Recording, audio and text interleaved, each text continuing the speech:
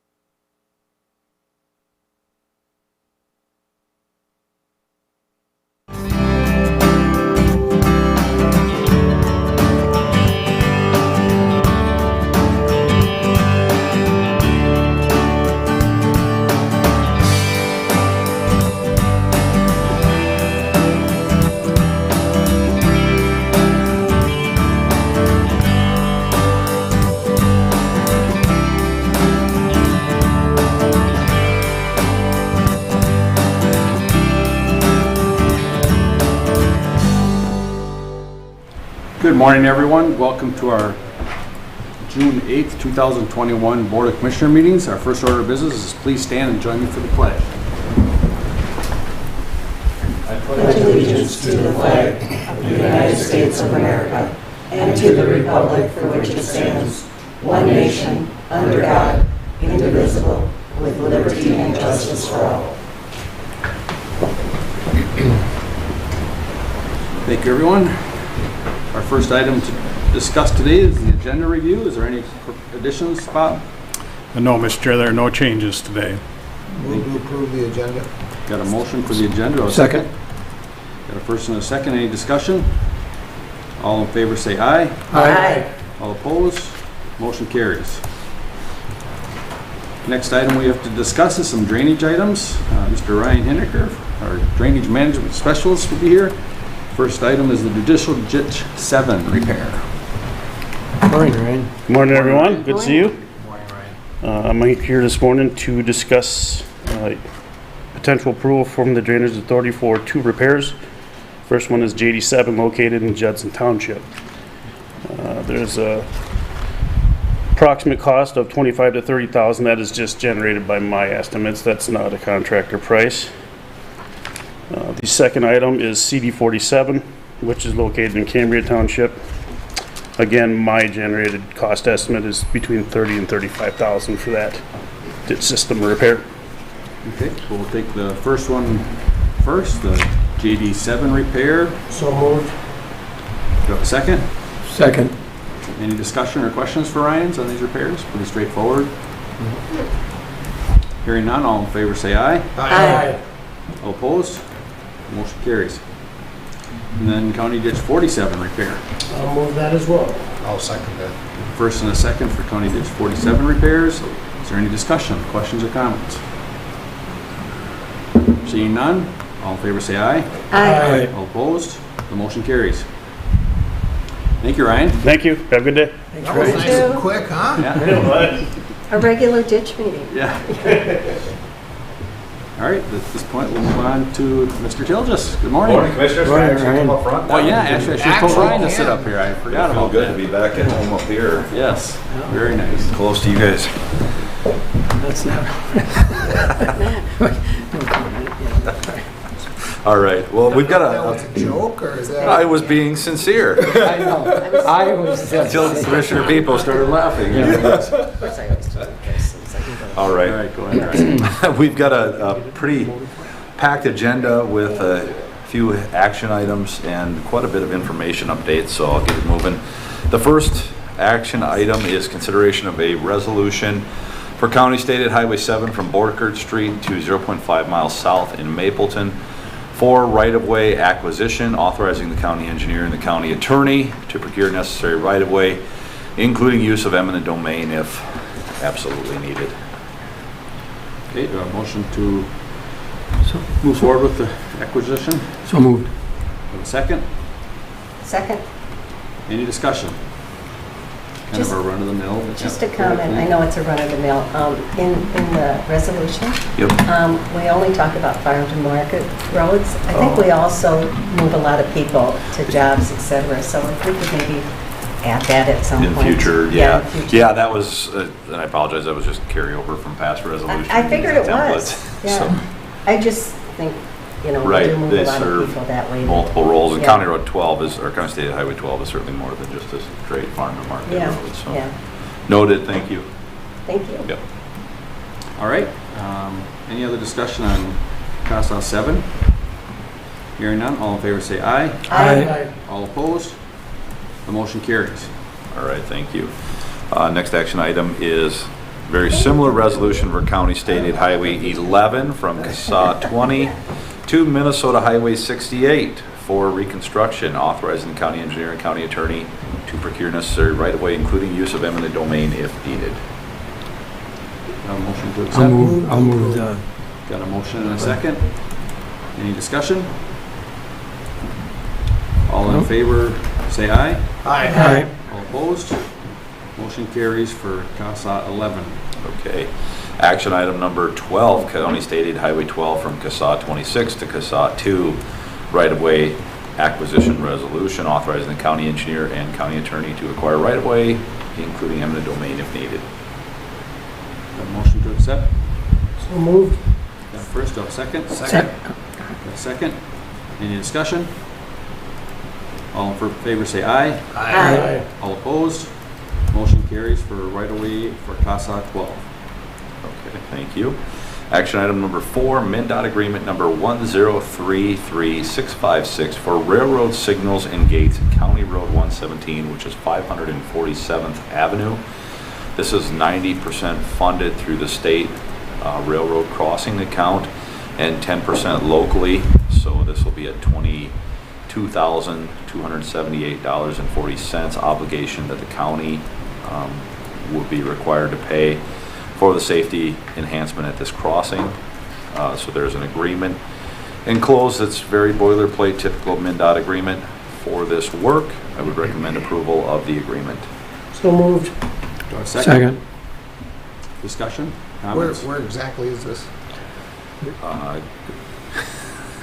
It's over in the eastern part of the county. I'm sorry, I'm blanking right now. I've been looking at the map all over the day today, but putting some of these notes Yeah. together, so. I mean, And the more of these that we can get done, the better. Yes, I mean, it's just, absolutely. it's such a positive thing to get the safety measures and, you know, we've been fighting for that for years. I know since I came on the board 10 years ago, we were fighting Absolutely. that. That was right after we had the Tragic loss. tragic Yeah. loss. And so this is a absolute plus to get this taken care of. Thank you. Ryan, it indicates here County Road 117 in South Bend, is that right? South Bend Or- Township, yes.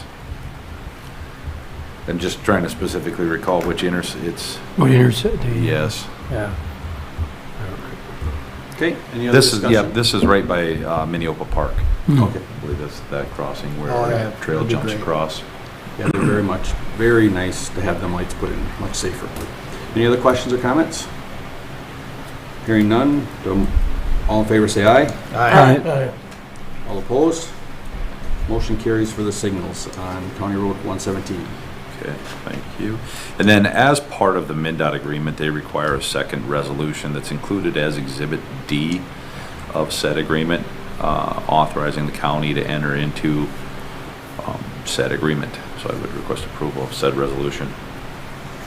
Okay, do I have a motion to accept the resolution? So moved. Second? Second. Any discussion? Hearing none, all in favor say aye. Aye. All opposed? Motion carries for Exhibit D. Okay. Another railroad crossing signal lights and gates at County State Aid Highway 30 west of Lake Crystal with the same obligation amount, $22,278.40. Crossing agreement for 484th Avenue, which is again our County State Aid Highway 30 outside of Lake Crystal. I would recommend approval. So moved. Second. Got a first and a second for the County Road 30 signals. Any discussion? Same thing I said before. Yep. The more of these we get, the better we'll be. You bet. If there's no other questions or comments, all in favor say aye. Aye. All opposed? The motion carries for County Road 30 Railroad intersection. Okay, and as part of the said agreement, Exhibit D includes a local agency resolution that I would also request approval of. So moved. Got a first, do I have a second? Second. Second. Any other discussion, questions? Hearing none, all in favor say aye. Aye. All opposed? Motion carries for Exhibit D. Okay, thank you for those. Included in your packet is the 2020 Public Works Annual Report. This does not include the Parks Department. This is for road and bridge sector. This is a report that is required to be completed and approved by the county board for our state aid funding distribution. So it's obviously quite an extensive, detailed document. I'm going to just hit on some high points on a handful of pages and then be more than happy to answer questions as we go through it, but not pound the drum for too very long. So on the second page of the report is a summary of the year end for 2020. You'll see a summary of total road mileage, construction allotments, maintenance allotments, unallocated costs and adjustments that were made, as well as a certification by myself for Said number is contained within the report, as well as a signal optimization certification. The city actually provides us with that because they maintain all of our lighting signals. As we go to page that's numbered 1 at the bottom, it would be 2 pages later than the one we were just on, is a summary of our Blue Earth County Highway Department mileage as it's broken down between our county state aid highway regular roads, between our county state aid highway municipal. So our regular rural roads are 420 miles. Our municipal roads are 20.64. Our county roads, 302.36. And then the allocations of our county state aid highway regular construction that was funded in 2020. That was obviously a skewed number because we were utilizing funds from past and future, I should say primarily past dollars that were carried over from projects. County state aid highway municipal dollars, as well as township road and bridge construction funds that were levied or made available, I should say.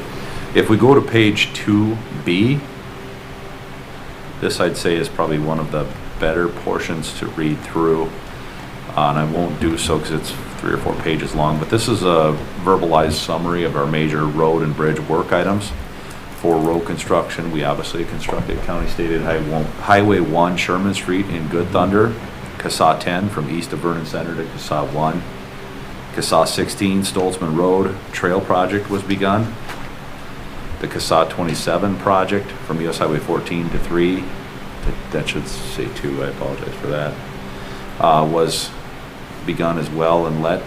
County State Highway 60 Stadium and Pole Road Roundabout, as well as a summary of the bridge activities, including County State Highway 41, our bituminous overlays on CSAH 6, CSAH 8, 10, 14, CSAH 17, as well as County Roads 112, 174, and 177.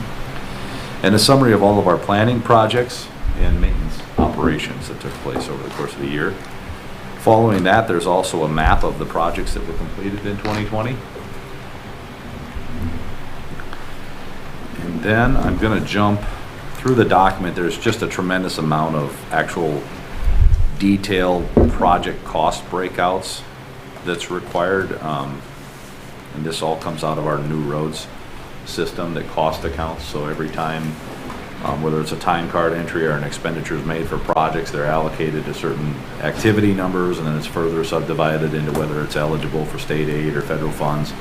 So very complex, and I'm more than happy to answer questions on it, but I, again, won't dwell on it too very long. And we're going to jump, if it's okay with the commissioners, to page 24, as it's tabbed or numbered on the bottom of the page. And this is, I think, more telling as far as graphics for our fund sources, breaking out our percentages. And you can see really the lion's share of our funding comes from our state aid, maintenance, and state aid construction programs. And then in addition to the local road and bridge fund, that is our local tax levy plus our local option sales tax. I haven't found the page yet, Ryan. 20, what is it on our? Is it at the middle or is it on the side? It's at the very end of this document, probably the 4th or 5th to last page. Oh, I don't have any tabs since my, Commissioners, I believe it's 189. Sorry. so I've been 189. looking up here. I don't have the digital 189. copy available. I'll Yeah. slow down. I know it's hard to find it when they're You not. gotta numbers. quit making those A, B, C, D stuff. You know. I will do that as we put this together. No, it doesn't matter. I was just happy that Pam got this done before she retired. She worked her tail off to get this done. So yeah, these are a lot of different documents that get generated. 24, got it. Keep going. it was one something, what was it again? Yep. Yeah, 189 on our, Okay. Did everybody get a chance to take a look at it? yep. Okay. So again, you can see breakdown of our 2020 fund sources for a total of just shy of $23.5 million. Okay. And I'll go to the following page. That's a 2020 expense breakdown. And as you can see, the dollars that go through our department, there's not a lot of overhead, admin, it's 2% of it goes to administration, and the rest of it, 67% went to construction projects, 31% went to maintenance, materials, equipment, things of that nature. So we're putting, those dollars that we receive, we're putting them right back out there into the system or into our equipment, our buildings, you name it.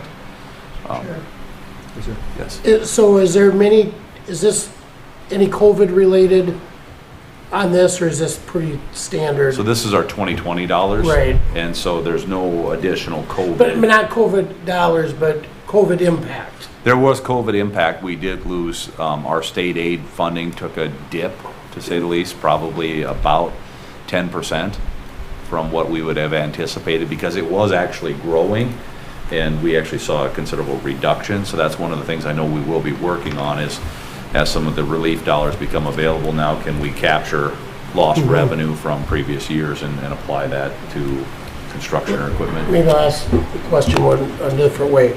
Is a 67-31 split between construction and maintenance kind of a typical yearly? Yes, Okay. yep. You know, it's somewhat dependent because obviously our construction program fluctuates. And I think you'll see a bigger swing in the coming years with the Turnback project so heavily influencing our construction budget by $15 million, so that'll certainly impact the percentage. But this is fairly typical. Yeah, and that's been in play for several years, the turnback money. Right, and then now that we're actually gonna see it That's gonna come be in. dropping off, 21, so. Yeah. Yes.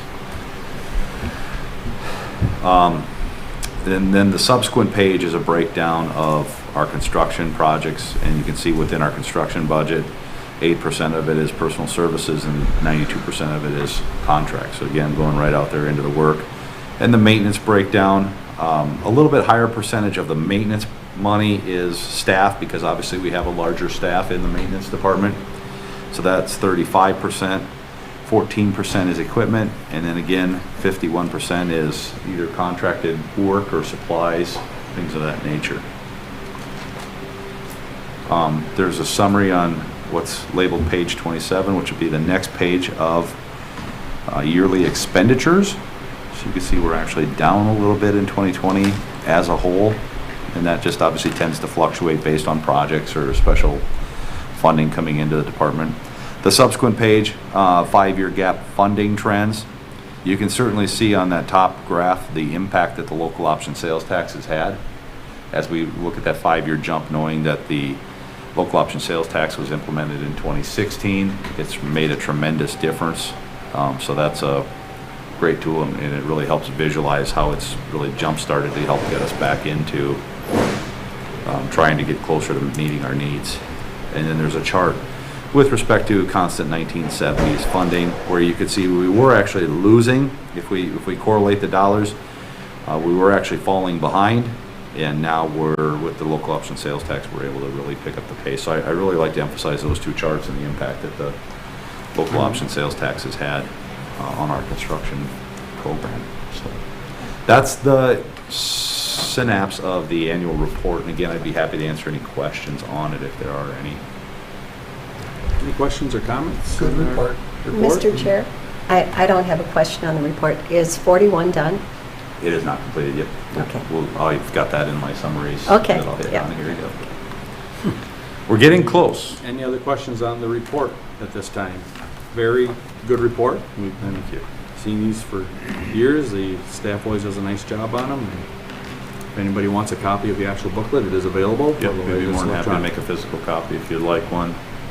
We will be working on the parks report, but with staff turnover, it's going to be an uphill battle for that one. So, all right. If there's no other questions, I would entertain a motion to approve the report from Ryan. I'll move approval. Second. Got a first and a second for the Highway Department's report. Any other discussion or questions? Hearing none, all in favor say aye. Aye. All opposed? Motion carries for the highway report. Thank you, Ryan. thank you. All right, we'll move on to our informational updates. County Stated Highway 41 bridge replacement. The bridge work is completed. The road paving should begin this Thursday. And the contractor is working on final scheduling for all of its subcontractors, but the intent would be to have it open to traffic late next week. Oh, good. That's pretty awesome. So, They'll be Yep. happy to hear that. yes, happy to have I've that got one. questions on it. It looks Wrapping really up. good. I was over Yeah, at it was Yeah. too. Jay's the other night. Awesome. The new alignment, New alignment, and the way they took care of the erosion control and yes, tied that township road into it. The project looks really nice. it should be a nice improvement. Thank you. County State Highway 16, the trail from Stadium Road to Pleasant Street, all the paving and concrete work is completed. The striping should be completed today. Turf establishment, some fence and minor cleanup will be completed this week, and the objective would be to have that open to users by the end of the week. Cool. So excited. I drove past it this weekend and there was already users on it going around the barricades, Yep. but I think that's Yep. fine. We're excited to get it open and hopefully people will use the daylights out of it. County State Highway 27 reconstruction from Minnesota Highway 14 to County State Highway 2. The full depth reclaim areas are rough graded, so the shoulders have been built out, the pipe crossings have been installed. The topsoil is still stockpiled out on the edge of the road if you're out there.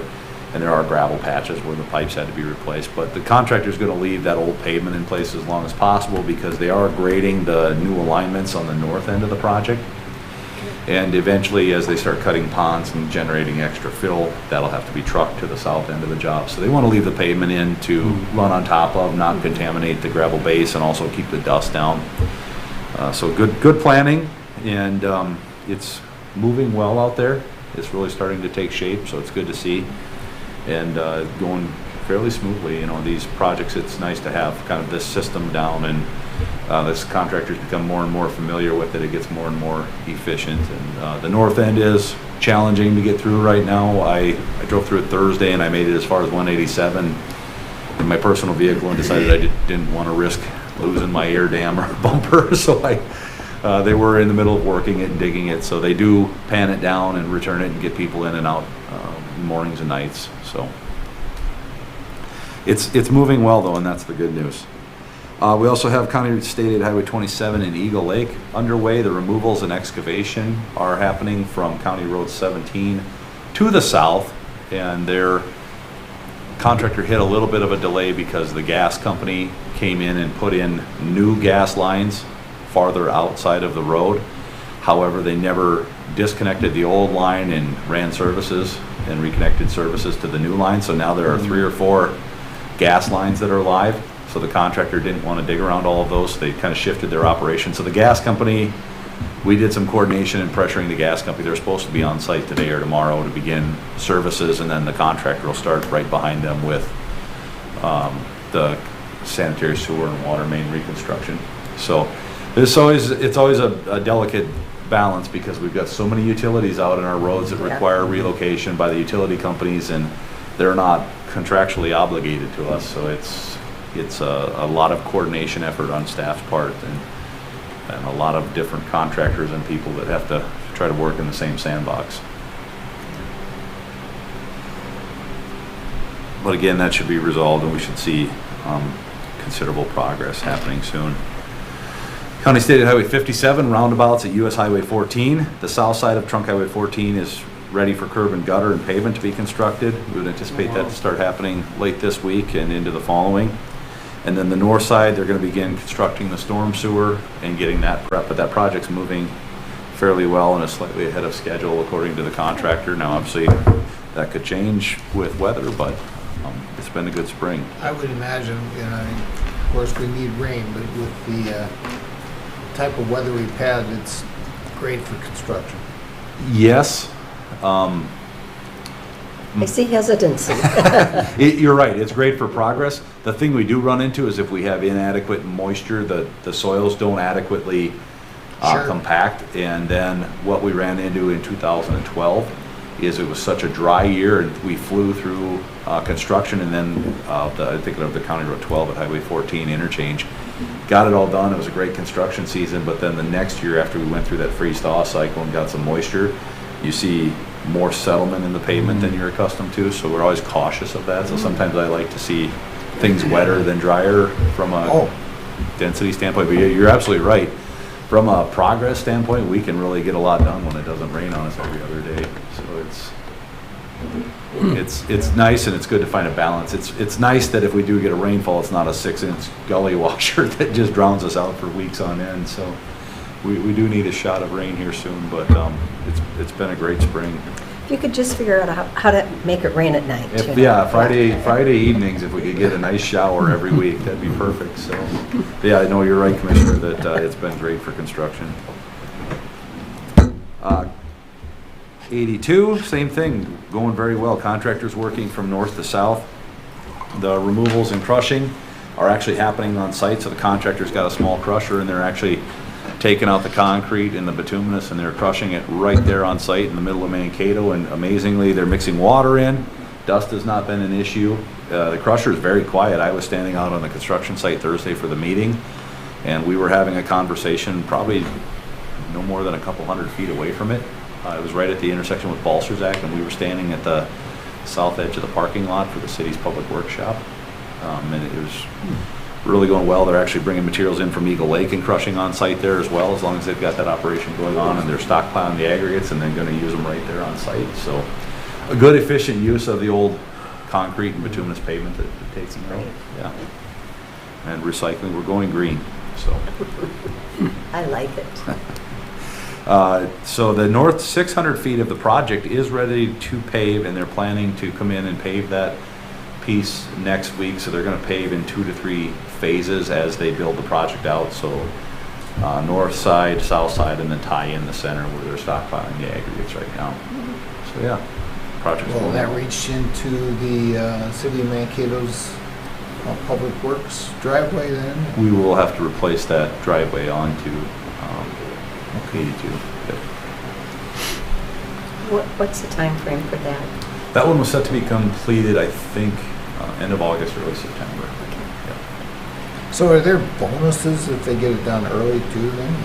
We don't include bonuses in our contracts for that. There's some projects where we do kind of the carrot versus the stick, and a lot of times where we do, very seldom, I guess, do we apply bonuses. A lot of the time it's more disincentives for not getting it done on time.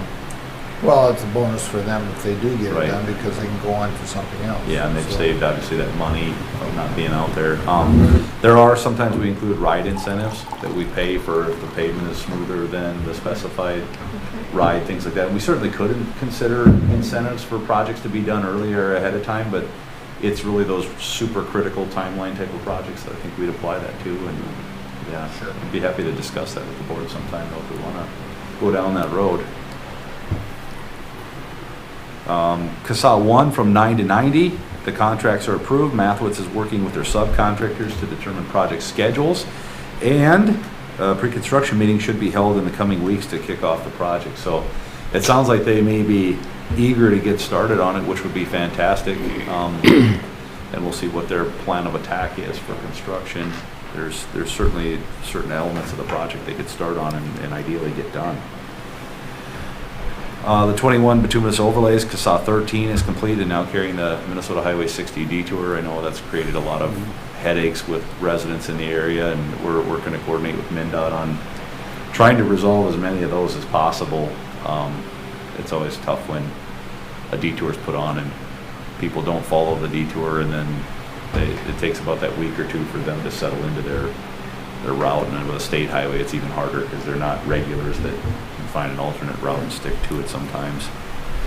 I can appreciate you leaving County Road 27 as much blacktop as you can for now, because I get a call, 3 or 4 calls a week on dust control Yeah. on the roads over for where we got 27 tore up and Right. 60 tore up. So And the nice thing is, with what pavement's left in, then when they grind it up and leave the gravel, we've still got a platform and they'll be paving on it, pretty much very shortly after, so. Very good point. County Road 125 and 129 are completed. CASA 10 from Vernon Center West and Vernon Center to the east, which was last year's project that we put the top lift on. Those have both been paved. They still need shouldering added. And then the last road that they're going to be tackling will be County State Highway 40, which is the southwestern portion of the county. And that's kind of a horseshoe road that ties to Minnesota Highway 30 on both ends, involving about 1.5 miles of either Martin County or Faribault County roads that we co-op with them for them to pay as part of our project. So they're gonna begin that. That'll be probably the next 6-7 days worth of work, and then wrap up, and that's it for our overlays for the season. So it'll be good to have those done relatively early in the year. Bridge replacements, CASA 7 bridge plans are finally completed with the updates that were necessary, pretty extensive. And then we're gonna wrap up grading revisions, get those approved by state aid, and then evaluate bid schedule. We could put it out yet this fall and try to have it done before winter. Or the other thing we had evaluated was, would it perhaps make more sense to have that happening simultaneously with the County State Highway 7 work south of Mapleton next year. The issue with that is that's a really long detour if we do them both at the same time. Whereas the other way, we could have the middle section open to Daly Park and use 29. So I'd kind of like to get it done this year if possible with everything else we've got going on. Versus hitting the south and north, segments of Daly Park and Mapleton. It's going to be pretty tough if we do them both at the same time. And then 151, we'd still like to get out this fall. Once we get the updates again to the plans. MnDOT, I don't know if I've talked about this, but MnDOT updates now their specification books every 2 years, which makes it pretty tough to have projects sitting on the shelf. And you got to have projects sitting on the shelf to get in line for money. And so your plans are sitting on the shelf, approved, ready to go.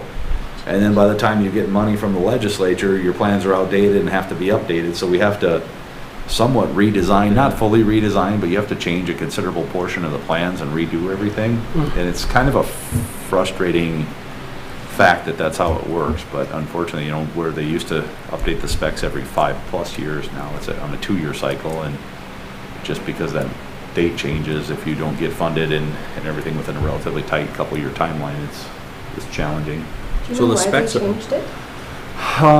I think they're just trying to become more current. They used to do just kind of boilerplate changes, and yeah, I guess Wisconsin does it every year, which really blows my mind.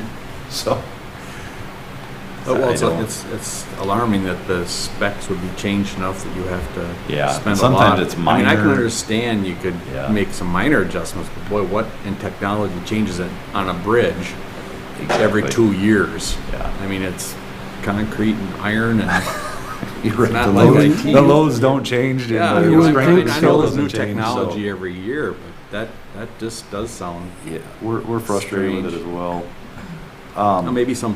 Maybe why you guys are working through some of these plans we have on the shelf. I mean, I don't want you to take a detailed time, but just kind of keep us posted on how much time you're spending to update a plan. So, I mean, if it's taking you 30 hours, 40 hours, we need to try to get some more information on that, because that Yeah. would be frustrating. And CASA 7 has been extensive because it was approved before I was even county engineer. It was approved in 2012, the bridge plan was. And as they started going through and revisiting the hydraulics for the bridge, MnDOT actually said, well, the hydraulics that were approved in 2012 are no longer approved, which blew my mind. So we went round and round and round on that. We ended up actually have to pick the bridge, change the beams, pick the bridge deck up, the abutments up a little bit to open up the flow below the bridge and try to minimize, because it's such a flat area out there, that obviously if you pick the bridge up too far, then you're impacting the fill that we put out into any wetlands, and then that it gets in your core permit. So I'm sorry, I don't mean to take you down the wormhole with me. Mr. Chair, that would be a MnDOT decision, though. It wouldn't be a legislative decision. Correct. Yep. So Enough. that- And they've changed their thinking a little bit or whatever. Yeah. So it's just that one was a little bit, it was a major outlier, so that's why it's taken longer to get it out the chute than it typically would. So I apologize if I'm digressing or Well, good information. going down the wormhole, but Oh, it's great. Sometimes it's necessary. and then again, we'll have County Road 169 and County State Highway 40. We would intend to get those out in 2022 for construction. CASA 7 in Mapleton is moving well. The project design is progressing. The intent is a 3-lane urban section with curb and gutter, and it would be 40 feet wide. So it would include a continuous center left lane and then a through lane for north and south traffic. There'll be a 10-foot bituminous trail on the right or east side of the road between the new high school and the road. So The lanes, as far as the through driving lanes, will feel a little bit tighter. We're gonna put an 11-foot lane in there purposefully because we wanna try to constrict that a little bit and try to put some traffic calming elements in, so as people are coming in from 55 mile an hour rural into that urban, wider urban segment, we wanna try to do some minor design elements to help reduce speed. And then in addition to that, when you go north of Borkert Street to Lincoln Street, which is 2 blocks north, which is the city park, on the left or west side of the highway, we'll have a 5-foot sidewalk that'll be going in as well, per the request of the city. So the design is progressing on that. We're coordinating with the school's site consultant and working through the design details. Cassat 10 and 72 in Vernon Center, as you know, is included in our capital improvement plan. The city has begun design of the city street elements, and they're gonna pick up 10 and 72 for us. So we're gonna have a kickoff meeting coming in the next couple of weeks to talk about the design and the cost participation and things of that nature with that project. The county had not originally planned to replace the 2 east-west blocks of 72, which is Main Street through Vernon Center. But the city has informed us that that's now a critical element for replacing the deteriorated water main that's underneath. Okay. That road right now is, I want to say, 50 feet wide or more, 48 to 50 feet wide, very wide road. And as we looked at it, you know, I think I would certainly intend that if we do replace that street section to go after the water main, and if we can, one of the things I'm having to look at is how can we fund it? Can we advance fund from our municipal state aid construction account and do some other finagling to get that done within their timeline? But would be narrowing the road to more of what we've been building in recent years, which would probably be, if you look at what we did in Eagle Lake, what we're doing in Eagle Lake, what we did in Good Thunder was a 40-foot road. So that would allow parking on, parallel parking on both sides of the road, as well as a 12-foot driving lane in each direction.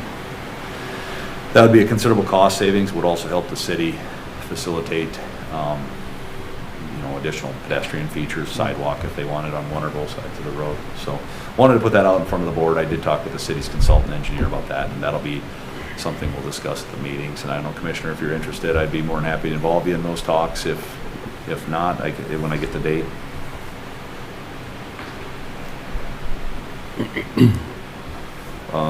Aside from that, the city will be handling again the design work, or their consultant engineer will, because it's going to be part of a much larger kind of quadrant type of project where they're going to really be tackling a big portion of the city. Maintenance activities updates. They've been just as busy as our engineering department, if not more. Crews have been very busy taking advantage of, as Commissioner Sternberg pointed out, this great early spring weather, and they've been getting a lot done. The crack sealing has been completed. They're beginning bituminous road patching. Oh boy, they got a lot. It's completed numerous culvert repairs and tile replacements. Several driveways have been installed, cleaning out sediment ponds as we speak.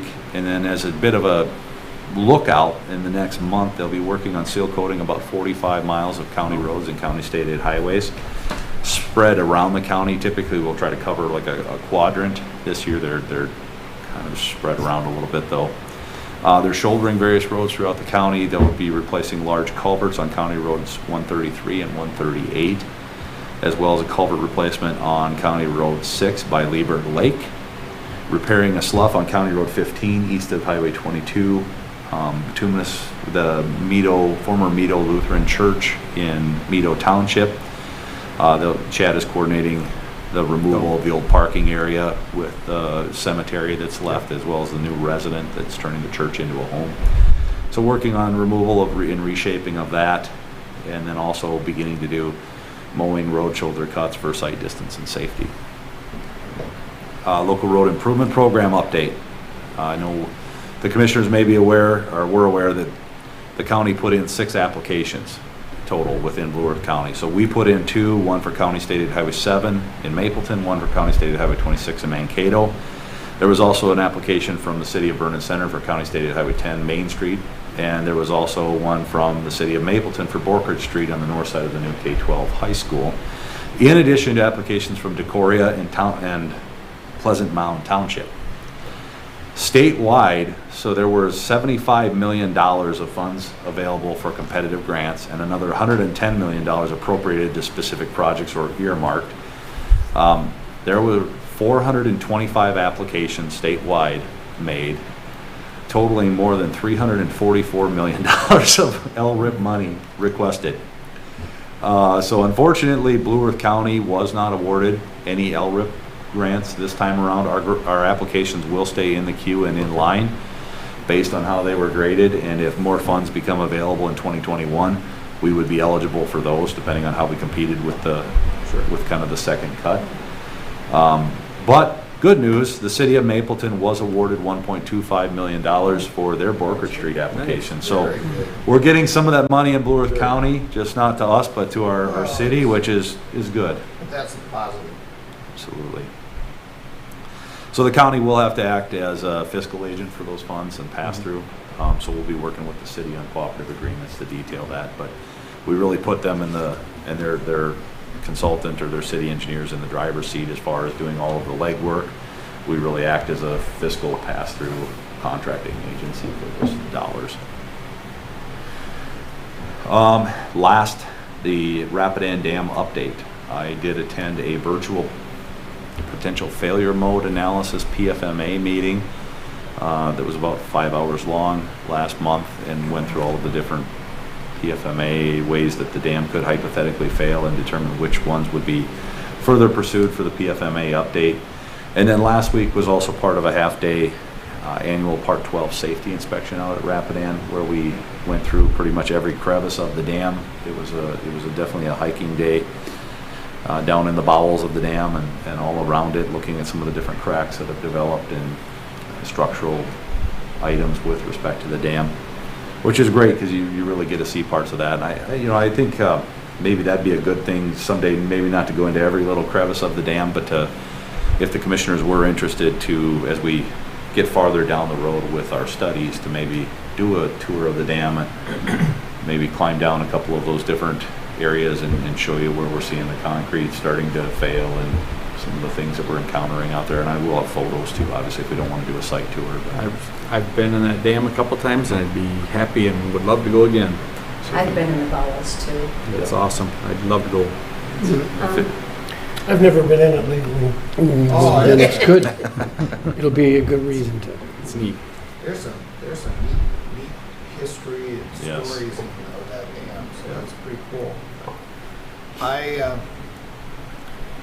Having a dry year, is that showing any benefits for the repairs or anything like that? Because we've always had so much water coming through there, and we can't repair on the Mankato side.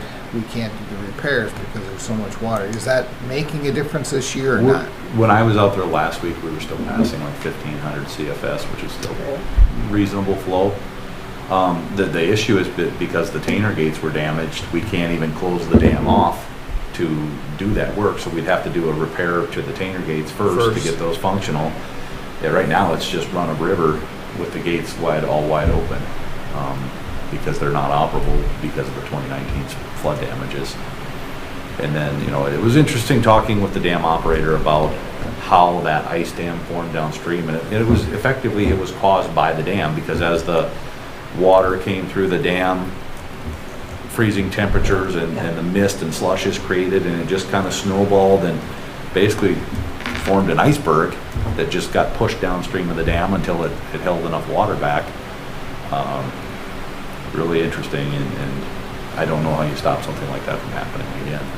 Yeah. I don't think you can. So interesting coordination with Eagle Creek Renewable Energy, Ayers and Associates, which is their consultant engineering firm doing the different studies.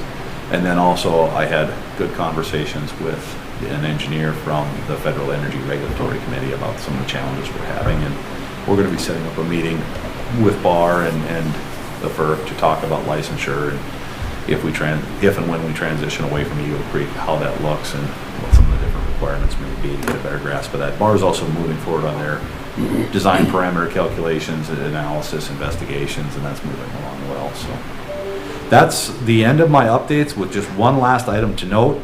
A reminder that tonight is the open house meeting for County State Highway 11 from 4 to 6 p.m. I think a letter should have been sent out to the commissioners probably 3 weeks ago. So hopefully we'll see a few of you tonight. That'll be at the Public Works Building again, 4 to 6 p.m. So I'd be happy to answer any additional questions. Kevin, good. Back on the dam, any updates on timeline on the studies and anything still on track? It still seems like we're on track, targeting September or October is still, I think, what we're identifying to try to present, both in parallel to the board. You know, unless if one gets done ahead of time, if the board would prefer to have one and then another one the following month or two, my initial thought was it may be best to just kind of present both so that you have the data side by side. Reasonable. And then the Highway 60 detour, Yes. how are we doing on that? Are we calming some people down? This has by far been my number one issue. Right. We kind of forget how much traffic we have on 4-lane roads until we put them On two. on a 2-lane road. Yes. And the question I've been asked the most, and this isn't, I understand this isn't your answer, but when does the state decide we do a detour like we did versus going to single lane on the 4-lane, and why was that not done? Good question. I don't have an answer as far as their insight on how they make those decisions. I can investigate into that. I'm sure it gets down to just an efficiency and when they start looking at volume of traffic and work zone safety, things of that nature, and just constructability, feasibility. I'm sure the inputs, that's what I would take into account when we're looking at, do we want to try to do something under traffic versus closure? Like our overlays, we do that under traffic with delay to the users. But, you know, anything above and beyond that is going to be a road closure. And so I can ask for clear definition of that if you'd That like. just happens to be a question, of course, only by those on the detour. Right. Now, I'm out of the loop here on the west end of town. So is Highway 60 over by Lake Crystal? Or? Between Lake Crystal and Medelia. Oh, well, So see, you take 20, I took 20 to graduation Saturday afternoon and met 109 cars, or vehicles. But who's counting? Well, I was after about the 8th call.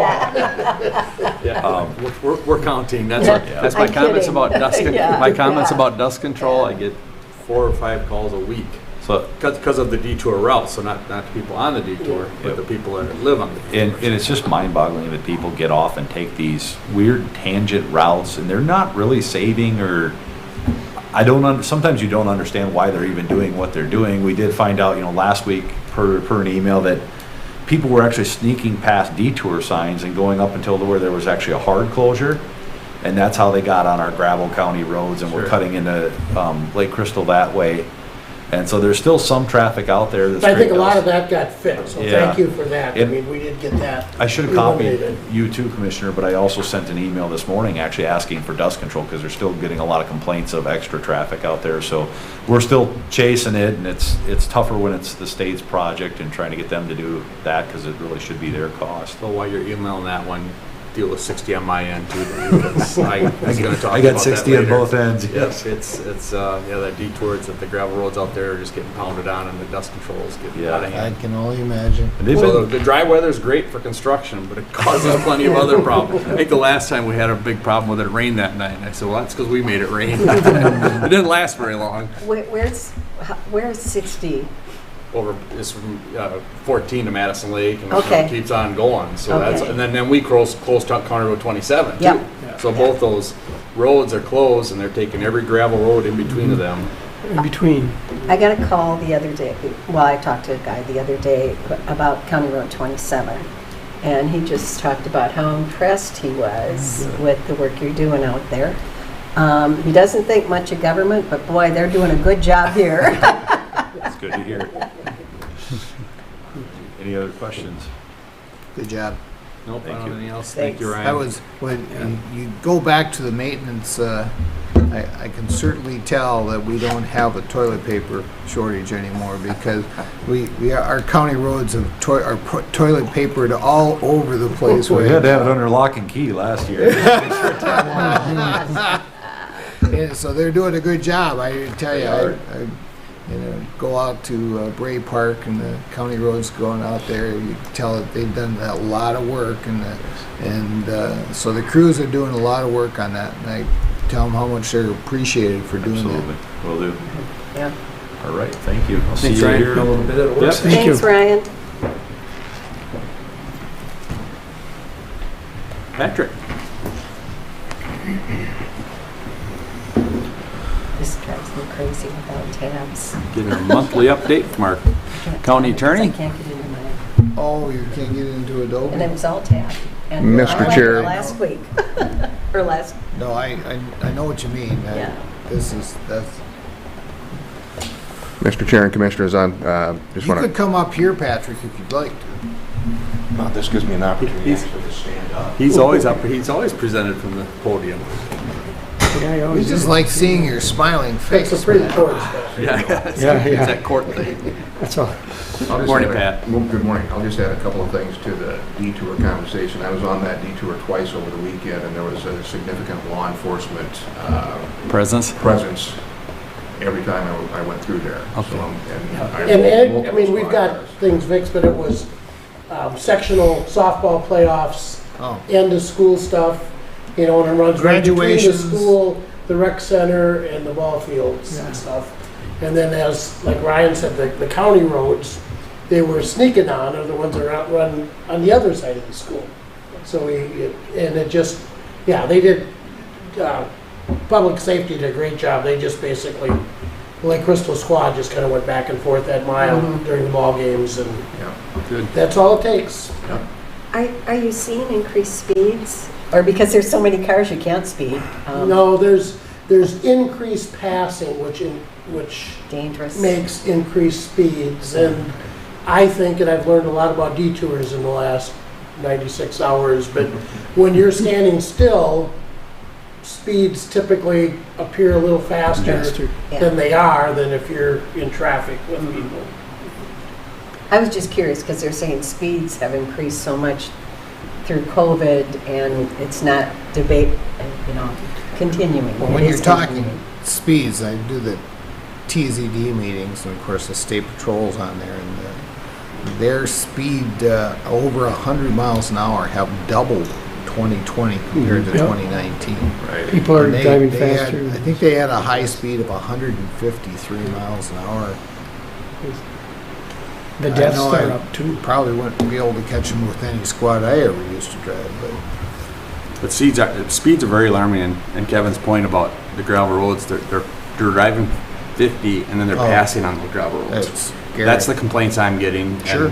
And these are roads that usually get 10 cars a day, and now they're getting 500 cars a day. Right. And they're driving too fast. Yeah. So, thank you, Pat. Thank you. I will entertain any questions that any of you may have. I will note a couple of things. We've been rather busy in the human services, social services area, as well as the property and environmental resources area. Our numbers are up substantially compared to the last couple of years. And we've got, as you know, some major cases going on in some of those areas, and there's been some very time-consuming matters that we've been dealing with. I will also note that just on the criminal side of the house, I know I informed you earlier of the number of homicide cases that we have open. But in addition to that, it seems that, our more serious cases have gone up quite a bit in number. And I'm sure you subscribe to the media, you read about one in the media this morning or heard about it as well. But we have had an increase in crim sex cases, and those cases are also very time consuming because those more serious cases we always assign 2 attorneys to, and that's because they need that extra attention. So I'll just leave that as a side note, and then if you have any questions, I'm more than happy to answer. I have a question about that. Why 2 attorneys? Why 2 attorneys? Yeah, Well, the average homicide case will take 2 attorneys at a minimum of $200 each. And just because of the nature of the Me Too movement and everything, criminal sex cases, and matter of fact, there's been an extensive working group revamping many of making recommendations to the legislature for changes in the law in criminal sex areas. And they're just cases that garner that attention.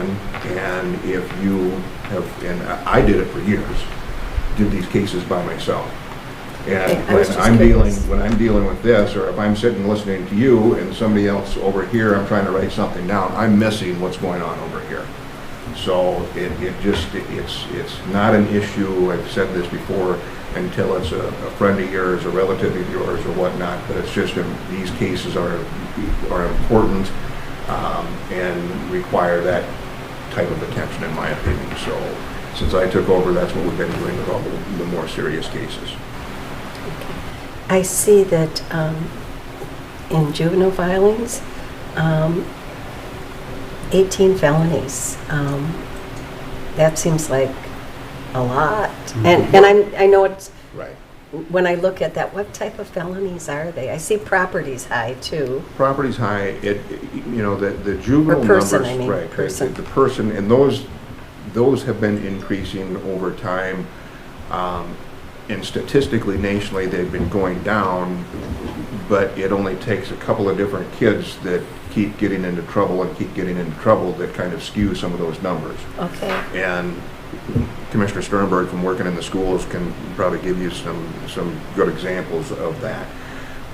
But in those areas, there have been a couple of juveniles that have been doing more than their fair share of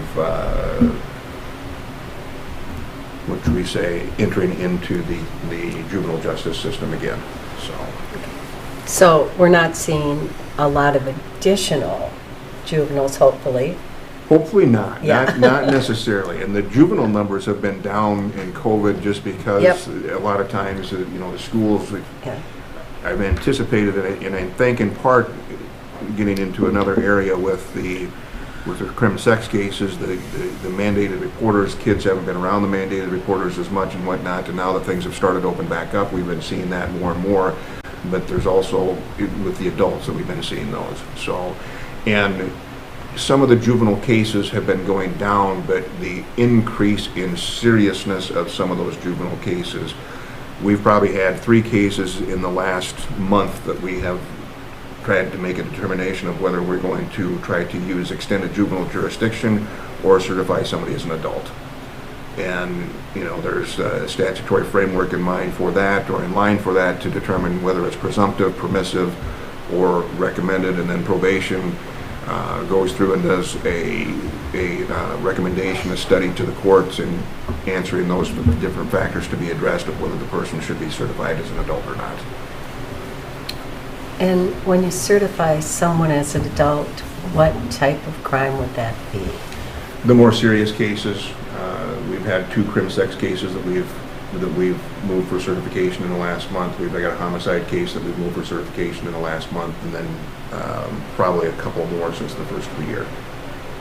But typically, it's in the more serious offenses. I think one of them was an aggravated robbery. With the gun? Is that what you're I saying? believe- Yeah. Well, Or a weapon? a weapon of A some weapon. kind. So. I just And- don't know right, enough. And a lot of so- it depends on the history, what programming is available for the juvenile. If it would be better, if society would be best served leaving that juvenile in the juvenile system, or certifying that individual in adult court to receive an adult sentence. It's Tough job. interesting on how you hit the nail on the head when you say just a few bad apples can make the whole system look, Skewed. that happens the same way. I mean, with our detox system, we could have 1 or 2 people that just spend hours and hours and hours in detox and just bring the numbers way up. And of course, it costs the county hundreds of thousands of dollars. This happens, like you were saying, in the juvenile system, you have 1 or 2. And right now, we're having the catalytic converters. if we could catch 2 or 3 of those, and the numbers would go down to 0. Right. You know, and because there's people that know how to do it. And, you know, but good job. I really appreciate the information you got here. I'm looking at the City of Mankato civil cases. I see that we must work mainly on forfeitures for the City of Mankato. Forfeitures and whatever questions they may have. The contract is for up to 10 hours a week, and it's supposed to filter through the city manager's office. So it's not like we're being called directly by the departments. So, and that's the way that the prior city manager arranged it. All right. One other question on forfeitures. Sure. Are those like cars and stuff, or? Not necessarily. Primarily DWIs would be. Actually, the sheriff's office a couple of months ago has 2 side-by-sides that they are forfeiting, but and primarily cash, just in the drug task force and the street cops and the controlled substance crimes. The vast majority of the cases, I would think, would be cash-related. Okay. There are some property offenses, or some property in there, some vehicles. Weapons are always a summary forfeiture that we may not even, won't be reflected in some of those numbers. So when like a weapon, we just take it, right? Correct. That is considered contraband. So, there, how much time does that take about? Well, I'm just kind of curious. Sure. I don't know how it works. It all depends. I mean, you know, more work for law enforcement than it is for our office. Okay. But like I say, most of those weapons don't even come into our office because they're summarily forfeited by law. Okay. Would be the best way I would describe it. Good information. Thank you. Okay. Thanks. Anything else for Pat? Thank you, Pat. Thanks. Thank you, Pat. Send you back to your other chair. All right, we'll move down to administration. Bob? Mr. Chair, the first item is county board minutes for May 25th. I'll move the minutes. Second. I got a first and a second for the minutes. Is there any discussion?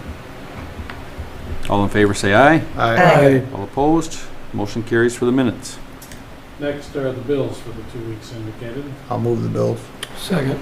Got a first and a second for the bills. Any questions or comments that haven't been already answered? Hearing none. All in favor say aye. Aye. All opposed? Motion carries for the bills. Well, Mr. Chair and Commissioners, item number 7 in your packet is the HR agenda, the Human Resources Department. With just informational items for you today. We have filled a deputy sheriff position as well as a legal assistant in the county attorney's office. And we have received a resignation of a part-time library clerk, and so we've initiated recruitment to refill that position. And also a resignation of a medium equipment operator, and so we've initiated recruitment to fill that position in the Public Works Department. I'd be happy to answer any questions the board might have on the Human Resources agenda. Any questions on the human resources? Hearing none. Is there any other business to bring before this board? No, Mr. Chair. Okay, we will do committee reports. Kevin, I'll start with you today. They're just mixing it up. Mixing it up. Thank you, Mr. Chair. Since our last board meeting, I participated with other commissioners on the ISG JD15 workshop, department head meetings. I attended the ISG Ag Drainage Spring Field Tour. Good. On May 26th. Also had the opportunity to meet with Senators Tina Smith and Nick Frentz here in Mankato talking about renewable energy. Virtually attended the LeSueur River One Watershed, One Plan Policy Committee meeting, and met with staff and others concerning the Amboy library opportunities, and has already been mentioned, the Highway 60 detour in Lake Crystal. Upcoming for me, I will be attending the district meeting in New Ulm tomorrow, Also participating in a MARL, that's Minnesota Ag and Rural Leaders. That's been in place for, where I guess they're on class 11. It's a 2-year program, about 52 days. I actually was in class 1 a long time ago. But our Zoom tomorrow is specifically on MARL leaders and county commissioners. So it'll be led by a panel of 4 different county commissioners that have served in different counties, and I'll be participating in that, not on the panel, but on that. My next county commissioner training is on June 16th, and then we'll be meeting in person for the first time in July. That completes my report. Thank you, Mr. Chair, Kevin. who are the commissioners? Oh, I knew you were Oh, going to ask me okay, that. that's okay. Teresa Gilly, Okay. Matt Whitboom, Lay, You shouldn't have to remember them all. That's okay, that's okay. I was just wondering if I knew any of them. I know Teresa. Teresa's going to be on the panel with Matt and one more. Good. I think that's a great Yep. discussion for that Yeah. group. Mhm. And there's probably 9 of us in addition to those 4 on the panel that will be in the breakout rooms and stuff that That's are current wonderful. commissioners or past. I'm Nice. glad they're doing that. Thank you, Kevin. Vance? All right. After our board meeting, actually, I had kind of a quiet 2 weeks. But on the 1st of June, I had my NACO monthly membership committee. We had our department head meeting on the 2nd, and I had Toward Zero Death meeting on the 3rd. That was it. All right. Thank you, Vance. Colleen? Well, I had Airport Commission right before the meeting, and Sean Schlesinger, I never can say his last name right, is leaving Region 9 and going to work for the city of Mankato.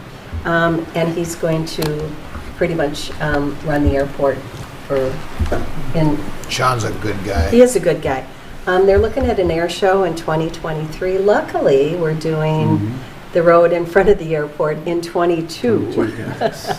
So that's been a concern.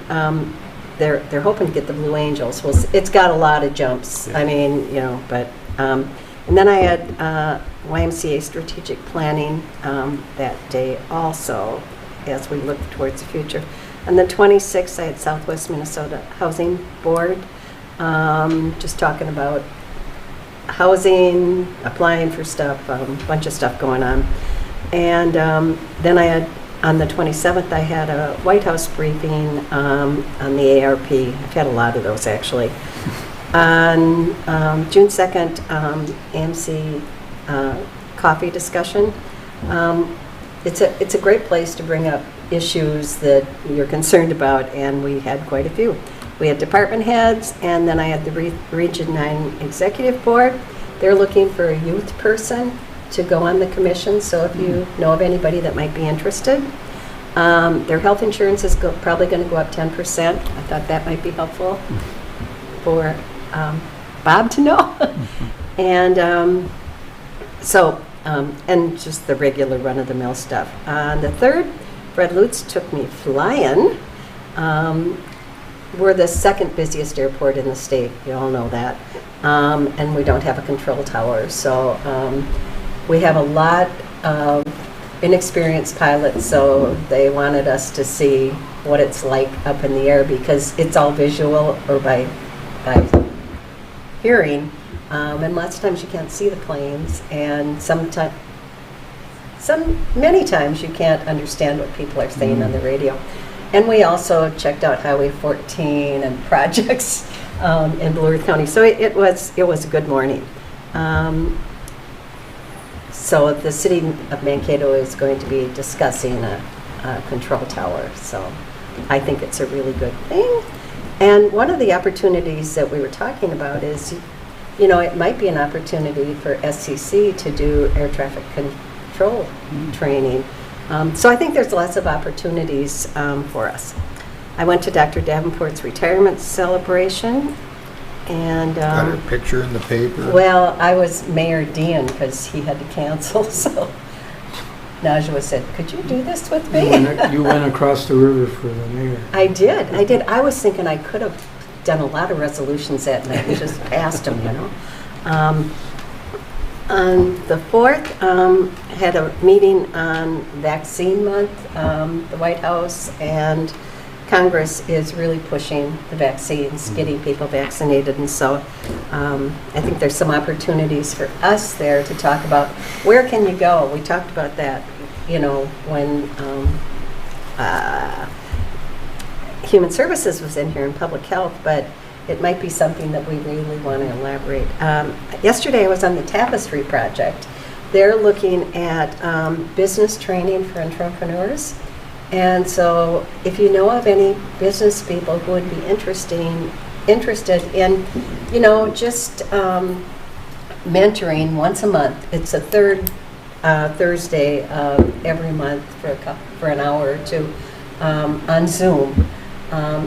Just talking about, you know, how you do this and what are some of the rules and regulations. So if you know of anybody, they're looking for people. Ryan Vesey from GMG is part of it. And so I just think it's a great opportunity. And the interesting thing is immigrant new businesses are on the upswing, whereas new businesses for entrepreneurs are on the downswing in the general population. So interesting.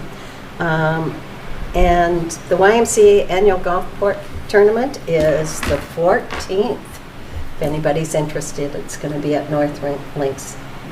I'm not golfing, but I'm going to be working it. That's all I have, sir. Thank you, Colleen. Mark?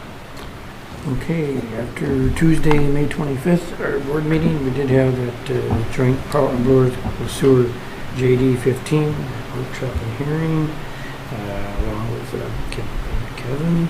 Wednesday, the 26th, I took Clean's place at the District 77, the Recreational Advisory Board, and they had a rundown on the summer park activities and such. And it's been a long time since I've